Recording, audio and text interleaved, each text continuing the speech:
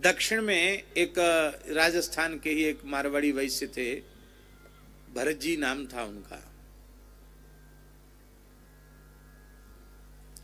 उन्होंने एक घटना हमको सुनाई, अमेरिका की घटना, किसी शहर की नाम मैं भूल गया शहर का। उन्होंने घटना सुनाई कि किसी व्यापार के काम से वहां गए थे,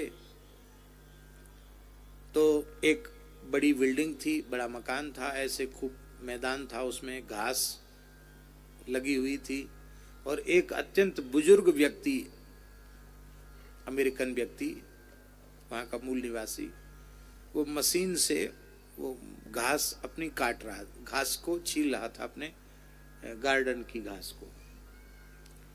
बोले हम गए थे, अपने हमारे परिचित लोग वहाँ रहते थे, हम कुछ कपड़े का सूत का काम था उसके लिए गए थे।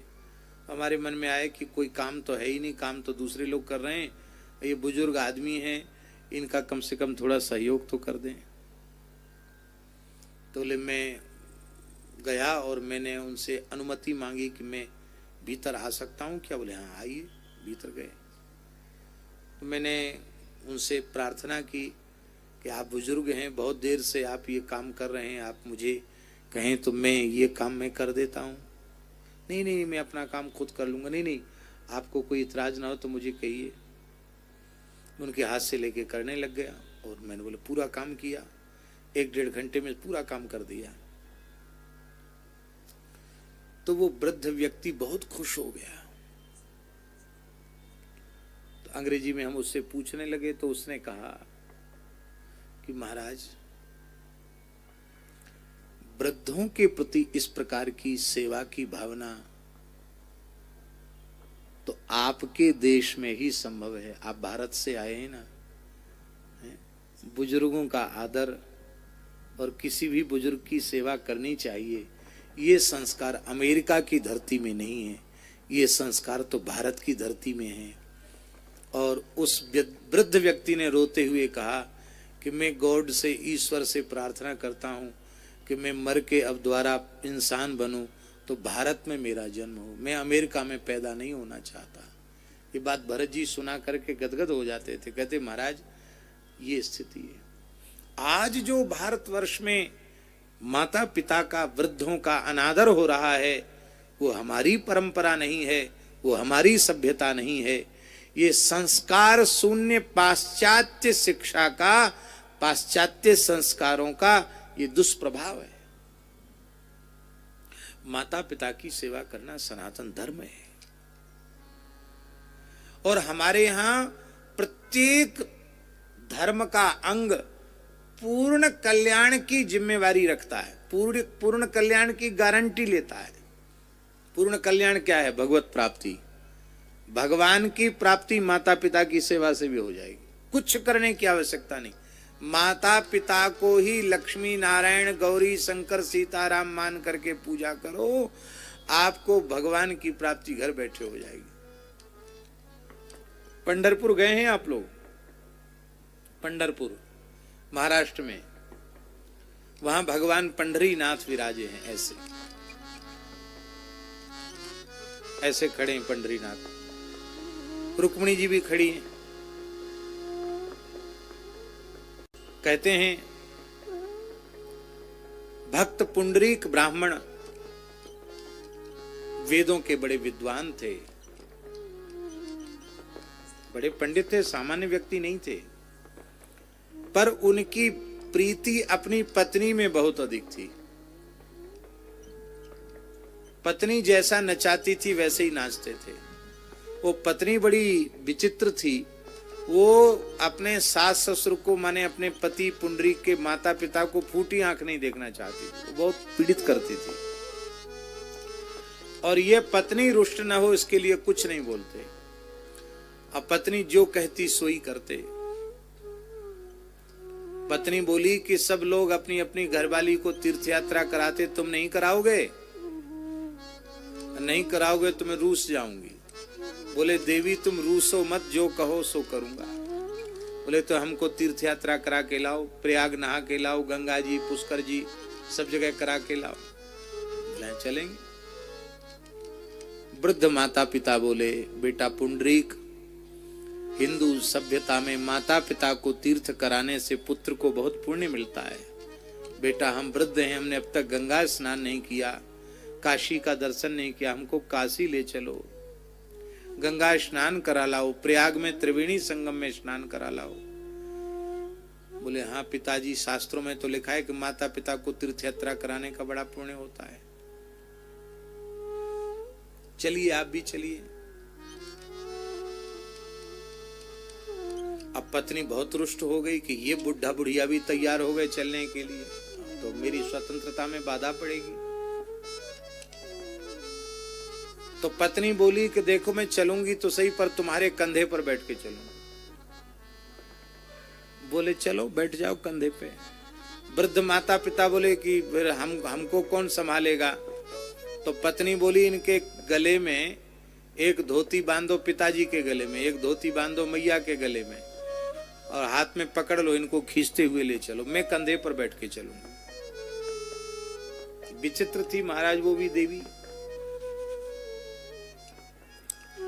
उसी अवस्था में पत्नी को कंधे पर बिठाकर और माता पिता के गले में फंदा डाल के खींचते हुए काशी तक गए।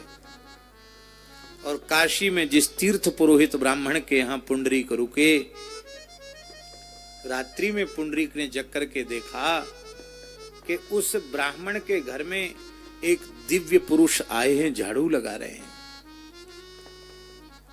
पुंडरीक ने पूछा आप कौन हैं? आपका स्वरूप देख के लगता आप मनुष्य तो नहीं हैं, आपके शरीर से प्रकाश निकल रहा है, दिव्य कांति, आपकी दिव्य आभूषण है, आप कौन हैं? उसने कहा पंडित जी मैं तीर्थराज प्रयाग हूं। अरे आप तीर्थराज प्रयाग यहाँ क्यों आए हो? बोले ये ब्राह्मण अपने माता पिता के भक्त हैं, उनकी भगवत भाव से सेवा करते हैं, इसलिए मैं इनके घर में झाड़ू लगाने आता हूं। क्यों? सब तीर्थराज में आकर पापों को धो डालते हैं और इस पितृभक्त के यहाँ आकर मैं अपने पापों को धोता हूं।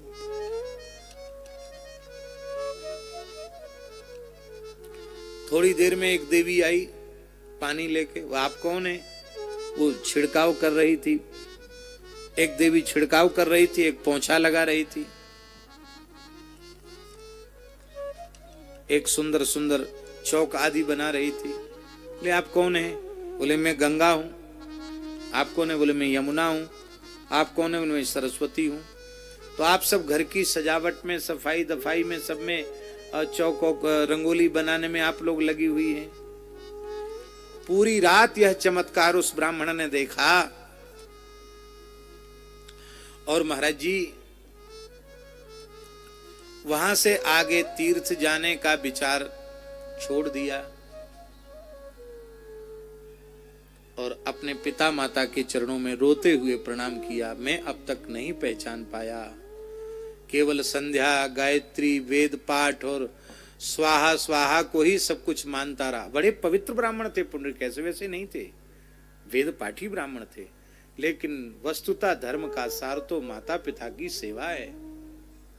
अब मुझे क्षमा कर दो, अब मैं जब तक मेरे शरीर में प्राण हैं तब तक हम आपकी सेवा करेंगे, आपको दुखी नहीं होने देंगे। क्षमा या पिता तो पिता ही होता, माता माता होती है। बालक को हृदय से लगा लिया। बोले अब हमको तीर्थ यात्रा नहीं करनी है, आपने गंगा जी नहा लिया, चलो अब लौट के पंढरपुर चलो। चल पड़े। पत्नी आई सज धज के कंधे पर बैठने के लिए। बोले अब तुमको रहना हो तो यहीं रह जाओ, चलना हो तो साथ चलो। पिता माता कंधे पर बैठकर चलेंगे। बोले मैं भटक जाऊंगी। बोले तुम्हारे गले में रस्सा डाल देते हैं, फंदा डाल देते, तुमको घसीटते हुए चलेंगे। जब उसने देखा तो महाराज अपने आप ठंडी पड़ गई। बोले देखो मैं जिनकी भक्ति कर रहा हूं, अब उनकी भक्ति करो तो मेरे पास मेरे साथ रह सकती हो। अब मेरी आंखें खुल चुकी हैं, अब आंख बंद होने वाली नहीं है। उसकी भी समझ में आ गई, वो भी सेवा परायणा हो गई और दोनों ने आकर के ऐसी सेवा की अपने माता पिता की भक्त पुंडरीक ने कि उनकी सेवा से आकृष्ट होकर साक्षात द्वारिकाधीश प्रभु द्वारिका से चलकर रुक्मिणी जी के सहित पंढरपुर पधारे। और जब पंढरपुर ठाकुर जी पधारे तो उस समय वो अपने माता पिता के चरण दबा रहे थे। माता पिता सो रहे थे, वो चरण दबा रहे थे। ठाकुर जी आकर खड़े हो गए, साक्षात भगवान खड़े हैं, लेकिन भक्त पुंडरीक ने उठकर प्रणाम नहीं किया। वो प्रेम से पिताजी की सेवा करता रहा। रुक्मिणी जी को थोड़ी नाराजगी हुई, ये कैसा विचित्र भगत है, भगवान कहते भक्त का दर्शन कराएंगे और ये भक्त भगवान को तो आसन भी नहीं देता, प्रणाम भी नहीं करता, बात भी नहीं करता, कैसा भक्त है। थोड़ा सा रुक्मिणी जी को रोष हुआ, भगवान का अपमान, उनको लगा कि भगवान का अपमान हो रहा है। तब इन्होंने सोचा कि माताजी थोड़ा गर्म हो रही हैं, तब आसन दिया। क्या दिया? एक ईंट फेंक दिया और इस पे खड़े हो जाओ। भगवान ऐसे खड़े हो गए। पिताजी माताजी सो गए। जब सो गए ठीक से, तब पुंडरीक ने आकर प्रणाम किया। बोले भगवान आपने बड़ी कृपा की, दर्शन दिया, कृतार्थ किया हमको दर्शन दे करके, लेकिन आप तो बड़े प्रसन्न हैं, माताजी कुछ प्रसन्न नहीं दिख रही। बोले हाँ ये प्रसन्न नहीं है, पूछ लो इन्हीं से। भक्त ने पूछा आप नाराज क्यों? बोले नाराज होने की बात है, ब्रह्मा जी शंकर जी हमारे पति को इतना आदर देते हैं, इंद्रादि देवता तो चरणों में प्रणाम करते हैं, और भगवान साक्षात पधारे और तुमने उनको स्वागत भी नहीं किया, कोई पूजा भी नहीं किया। पुंडरीक बोले महाराज बुरा मत मानना, आपको बुलाया किसने?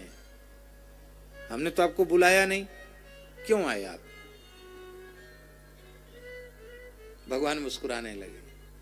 भगवान ने कहा तुम्हारी पितृ मातृ भक्ति पर रीझ करके हम आए हैं। पुंडरीक ने हंसकर कहा भगवान क्षमा करें, जिन पिता माता की सेवा से संतुष्ट होकर आप आए हैं, उन पिता माता को छोड़कर यदि मैं आपके पास जाता तो मुझे विश्वास है आप अंतर्धान हो जाते, क्योंकि पिता की सेवा से ही मुझे आपकी प्राप्ति हुई है। वरदान मांगो। बोले मैं माता पिता की भक्ति करने वाले पर कितना प्रसन्न रहता हूँ, ये कलयुगी प्राणियों को दिखाने के लिए आप ऐसे ही खड़े रहें और मेरे पिता माता को दर्शन देकर के कृतार्थ करें। आज भी भगवान खड़े हैं। महाभारत में युधिष्ठिर भीष्म पितामह से पूछते हैं, पितामह जीव के कल्याण का सरल साधन क्या है? बोले सेवा। बोले सेवा किसकी करनी चाहिए? तो भीष्म जी कहते माता पिता और गुरु। बहुत ध्यान से सुने, महाभारत अनुशासन पर्व की बात है। भीष्म जी कहते हैं जो जातक अपनी जन्मदात्री माता की सेवा करके आज्ञा